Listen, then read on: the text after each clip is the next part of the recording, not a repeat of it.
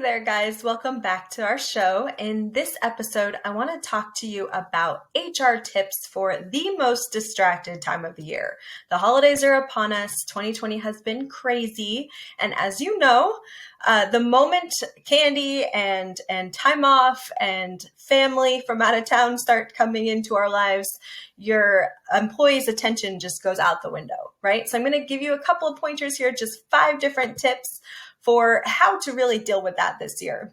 In case you're wondering who I am, my name is Sarah Nicole Nadler. I am a business consultant here in Portland, Oregon, and I have built and sold businesses. I created my first company. It was a housekeeping company when I was 14 years old, and by the time I was 19, it was my biggest source of income for my family, which ended up really working out well for me because unfortunately, my family broke apart right around that time and I needed to move out on my own quite quickly. So I've definitely been everywhere from the top down and the bottom up, if you know what I mean. And in this video, like I said, I want to touch upon some of the things I've learned about building a team. You want team members who are able to be on the same page as you, obviously, throughout the year, no matter what kind of distractions are going on. So let's talk about, first of all, buy-in. Buy-in is that concept around making sure your employees have a genuine, heartfelt reason to cooperate with the things that you're trying to get them to do in your business, whether that be putting in a little extra time as needed over the holidays to cover each other, or hitting that next revenue goal, etc. We really want buy-in from employees and from team members. So I have 2 basic tips for you. The first one is encourage your team to actually socialize outside of work. I've heard both sides of the story on this one. Some people say it's a terrible idea, but I strongly believe this is one of the best ways to really build a team is make sure that they actually know each other and they have buy-in for each other, right? Because when someone you're friends with, you're a lot more likely to go that extra mile than you are for someone you don't know very well, right?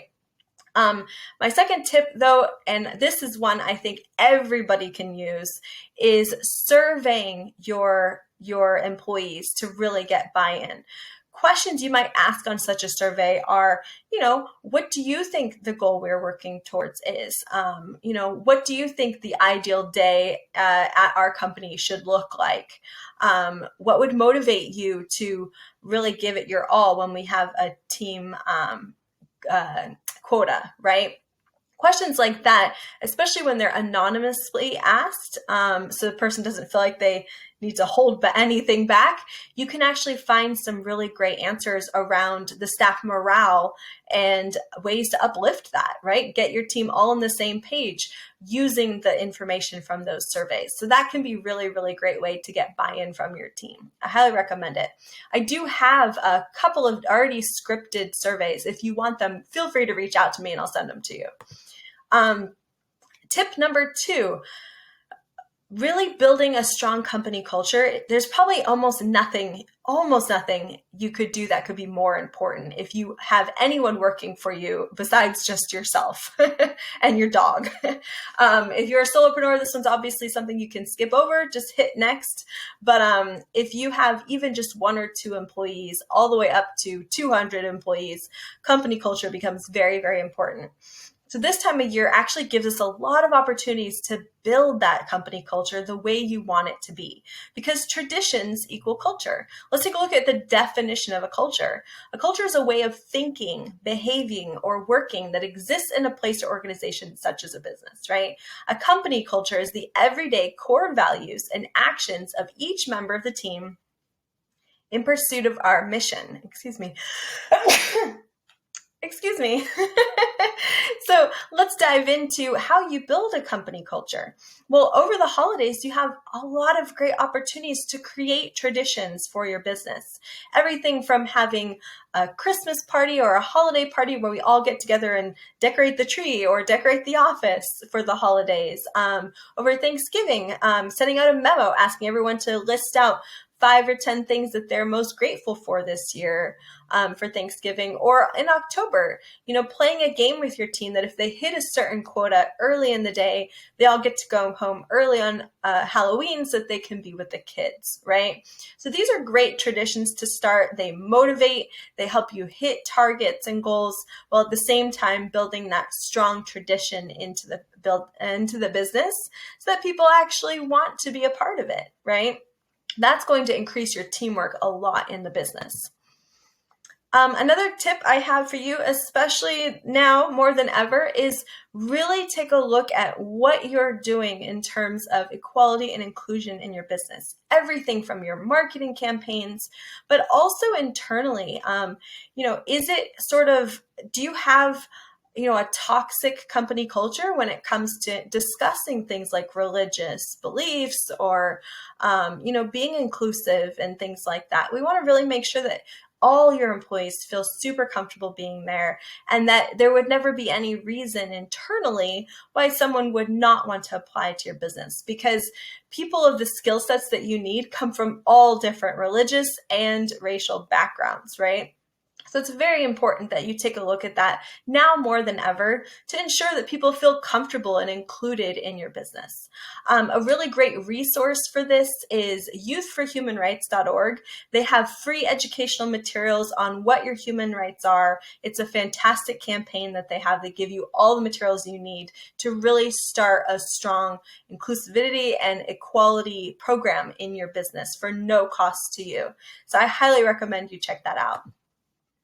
My next tip number 4, is how to handle toxicity. Toxicity doesn't just come within your business, it can also filter in from outside. And the holidays are a great, unfortunately, example of this. When we have team members who have family coming in from out of town, or they go out of town to visit family, those families sometimes can be a toxic influence on your employees and cause them to give you sources of trouble when you get back to work or when they return to work. So one of the best things you can do for this is to provide support for those employees.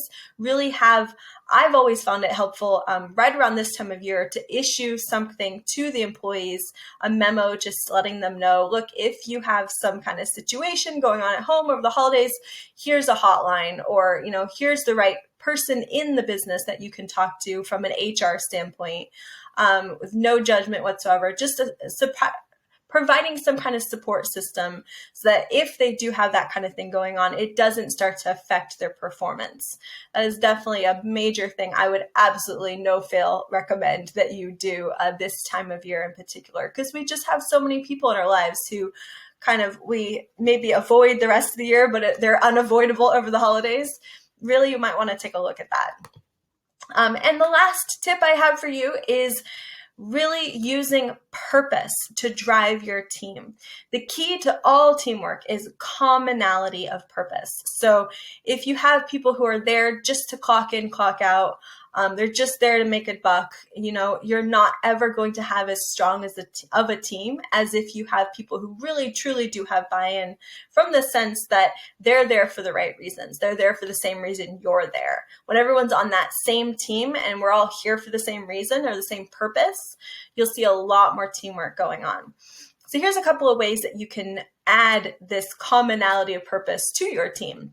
The best way I have seen is to do it in performance reviews, asking a question such as, where do you see yourself 5 years from now? What do you like best about working here?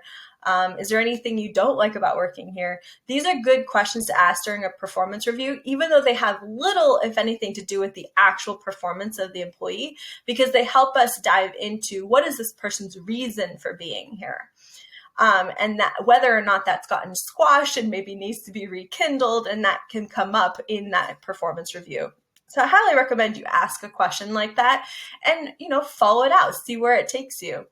The other thing that I really recommend you do around this is constantly reiterating your purpose. So maybe in your performance reviews and through surveys, like I said at the beginning, you have found that the most common reason why people work for you is because they really want to make sure, well, for me, right? My employees, the people I hire to do work with me here my consulting team is they are all here because they want to help people, right? I have so many different coaching programs, and so there isn't really a commonality in terms of what they want to help with, but there is a strong purpose behind that of wanting that person's life to be different, wanting to cause transformations, right? So at team huddles, at in our individual meetings and things like that, we're always constantly reiterating that purpose of, look, guys, we really want to help as many people as we can this year. This is really going to cause a transformation. How can we improve this transformation? And that becomes our game. That becomes what all of us kind of center our work around. And it builds that strong company culture while at the same time helping us go that extra inch or that extra mile that we need to really have a strong team. So reiterating your purpose at meetings, et cetera, can be very helpful. And lastly, encourage engagement. Maybe someone comes up with an idea that is not the direction you want to take your company. They should still be rewarded for having originated something, even if it was not the right direction. So I know some companies have, incentivize having good ideas, right? Where if your idea ends up going somewhere, then they give you a certain percentage of the profits, that type of thing. Really take a look into how are we incentivizing and encouraging engagement from employees so that they're not feeling squashed and they're not feeling like there's no reward for doing that extra inch of work, right? You want them to have a lot of sense of inclusion in the major decisions of the business, because even though they may not be the final say, when they feel like they can originate and give an example of a direction that could be taken, you'll get a lot more communication like that, which can be very helpful when you're at your wit's end and can't think of anything else to say. So those are my tips for HR over the holidays. I hope you found this a helpful video. If you have any questions at all, or you would like a business analysis, it is a free service that I offer just to give people a taste of what it's like to work with me. So feel free to reach out to me through my website at sarahnicolenedler.com. I'll see you next time. Bye.